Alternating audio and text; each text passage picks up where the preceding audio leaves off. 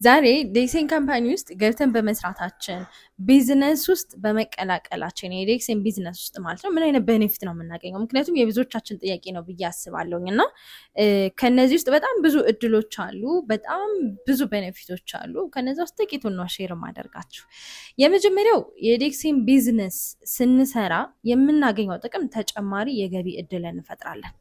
በዚህ በ21ኛው ክፍለ ዘመን ላይ አዲሽናል ኢንካም ጀነሬት ማድረግ ማንችል ከሆነ ኢኮኖሚው እየጣሰ ነው የሚሆነው፣ የኛ ገቢ ደግሞ ወደታች ነው፣ መመጣጠን አልቻለም ማለት ነው። ስለዚህ ግዴታ ምን ያስፈልገናል? ተጨማሪ ገቢ ያስፈልገናል ማለት ነው። ስለዚህ ተቀጥራችሁ የምትሰሩ ሰዎች ካላችሁ አዲሽናል ኢንካም ጀነሬት ማድረግ የምትፈልጉ ከሆነ የዴክሴን ቢዝነስ እጅግ በጣም አዋጪ ነው ማለት ነው። ስለዚህ ከዋና ስራችን በተጨማሪ የገቢ ምንጭ ለመገንባት እድል ይሰጠናል ማለት ነው። ስራችሁንም ሳትለቁ የምትማሩትንም ትምህርት ሳታቋርጡ ግን አብራችሁ ጎን ለጎን ማስኬድ የምትችሉት ቢዝነስ ነው። ሁለተኛ የጊዜ ነፃነት ይሰጠናል። ዴክሴን ቢዝነስ ውስጥ ስንሰራ ጊዜ የምናጣብብበት ወይም ደግሞ ጊዜያችን የሚሻማበት ነገር የለውም ማለት ነው። እንዲሁም ይልቅ ነፃነትን ይሰጠናል። በራሳችን ጊዜ ስራውን ማከናወን የምንችለው የቢዝነስ ፕላትፎርም ነው። ሁለተኛ የጊዜ ነፃነት፣ እኛ በፈለግነው ታይም ቢዝነሱን ራን ማድረግ የምንችለው የቢዝነስ ፕላትፎርም ነው ያለው።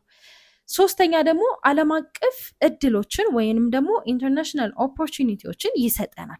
ይሄ ምን ማለት ነው መሰላችሁ? ከተለያዩ ሀገራቶች ካሉ ሰዎች ጋር በመስራት ኔትወርክ ቢልድ በማድረግ ቢዝነሳችሁን በደንብ ቢልድ ማድረግ ትችላላችሁ። ዴክሴን ካምፓኒ ኢትስ አን ኢንተርናሽናል ካምፓኒ ከ193 በላይ ሀገራቶች ላይ የሚሰራ ወርልድ ዋይድ ነምበር 1 ኤምኤልኤም ሲስተምን የሚከተል ካምፓኒ ነው።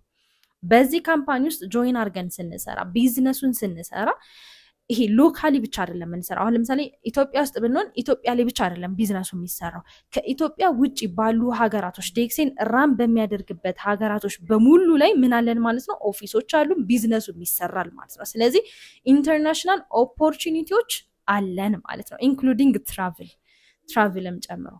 አራተኛ ደግሞ የአመራር ችሎታችንን ቢልድ እናደረግበታለን ወይንም ደግሞ የሊደርሺፕ ስኪላችንን በደንብ ቢልድ እናደረግበታለን ማለት ነው። ይሄ ምን ማለት ነው? ሰዎችን መምራት እንችላለን፣ ሰዎችን ማስተማር እንችላለን፣ መገንባት፣ እንደዚሁም ደግሞ ኦርጋናይዜሽንን ወይም ደግሞ ቲም የምንለውን ነገር ቢልድ ማድረግ እንችላለን። ምንም ነገር በዚህ ምድር ያለ ቲም ምንም የሚሰራ ነገር የለም ማለት ነው። ሕክምናም ቦታ ላይ ብንሄድ ኦፕራሲዮን ክፍል ገብቶ ትልቅ የተባለው ዶክተር ዋናው ሰርጅን እንኳን ያለ አነስቴዥያው መቆም አይችልም ማለት ነው። ልብ ትርታ የሚያዳምጥ የብለድ ፕሬሸሩን ኮንትሮል የሚያደርግ ሰው ከሌለው ብቻውን ያ ሰርጅን ዶክተር መስራት አይችልም፣ ቲም ያስፈልገዋል። ስለዚህ በቢዝነሳችን ውስጥ እንዴት ቲም ቢልድ ማድረግ እንደምንችል፣ እንዴት ቲማችንን ስኬታማ እንዲሆኑ ማድረግ እንደምንችል፣ ይሄ የሊደርሺፕ ስኪላችንን በደንብ ቢልድ ማድረግ የምንችልበት ነው ማለት ነው። ከዛ ለሌሎች ሰዎች የምንተርፍበትን መንገድ ነው የምንጠርገው ማለት ነው። አራተኛው ቤኔፊት ይሄ ነው።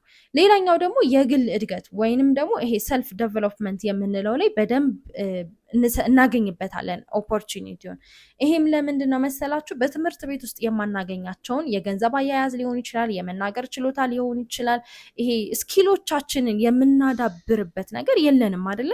ዴክሴን ካምፓኒ ውስጥ ግመተን ይሄንን እድል ማዳበር እንችላለን ማለት ነው። ፐርሰናል ዴቨሎፕመንት የምንለውን ነገር በደንብ ቢልድ ማድረግ እንችላለን ማለት ነው። ስለዚህ የመናገር፣ የሽያጭ፣ ማህበራዊ ግንኙነት እናም ደግሞ የቢዝነስ ክህሎታችንን እናሳድግበት ነው። ከዛ ውጭ ደግሞ ስድስተኛው ቤኔፊታችን ምንድን ነው? ጠንካራ ኔትወርክ እንገነባለን። ከተለያዩ ሰዎች ጋር በመስራት ግንኙነታችንን እናሰፋለን ማለት ነው።